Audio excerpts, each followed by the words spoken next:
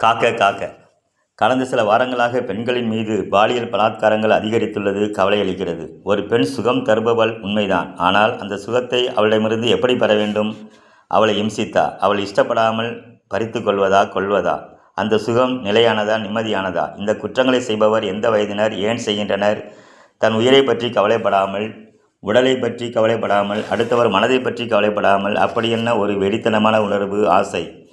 இதற்கெல்லாம் காரணம் என்ன? சட்டங்களை கடுமையாக்கினால் மட்டும் போதுமா? சட்டங்கள் கடுமையாக இல்லாமலா இருக்கிறது? அபலையும் அப்பாவியும் சாட்சிகளின்றி நடைபெறும் குற்றங்களும், சில நேரங்களில் அப்பாவித்தனமான காதலர்களும் கணவன்களும் கூட தண்டிக்கப்படலாமே. கடுமையான சட்டங்களால் இதுவரை அப்பாவிகள் தானே தண்டிக்கப்பட்டுள்ளார்கள்.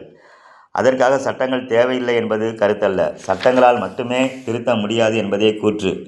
இதை அனைவரும் உணர்வர். ஒரு பெண்ணுக்கு பாதுகாப்பும் பயமுறுத்தலும் ஒரு ஆண்மகனால் தான் கிடைக்கிறது. தவறு செய்யும் அதே ஆணினம்தான் தண்டனை பெற்று தரவும் போராடுகிறது. ஆண்கள் மிகவும் ஆபத்தானவர்கள், அதே சமயம் அன்பானவர்கள்.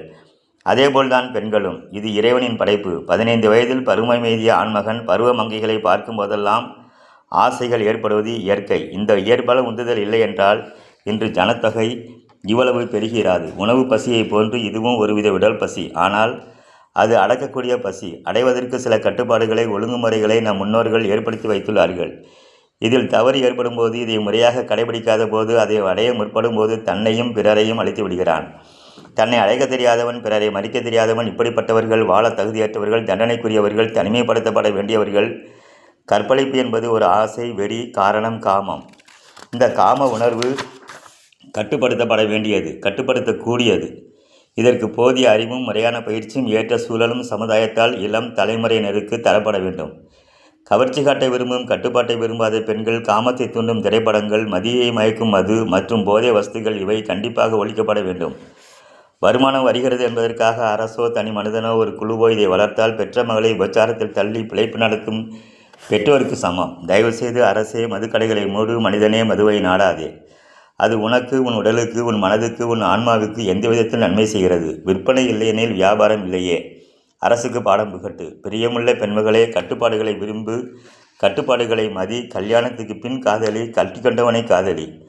கண்டவனோடு ஊர் சுற்றாதே, கவர்ச்சி காட்ட விரும்பாதே. ஆடம்பரம் அலங்காரம் தவிர உடலும் உடையும் தூய்மையாக இருக்கட்டும். அன்புள்ள ஆண்மகனே, பெண் என்பவள் உடல் சுகம் மட்டும் தரும் போகப் பொருளா? அவளுக்கும் மனம், உடல், உயிர், ஆசை என்பது இல்லையா?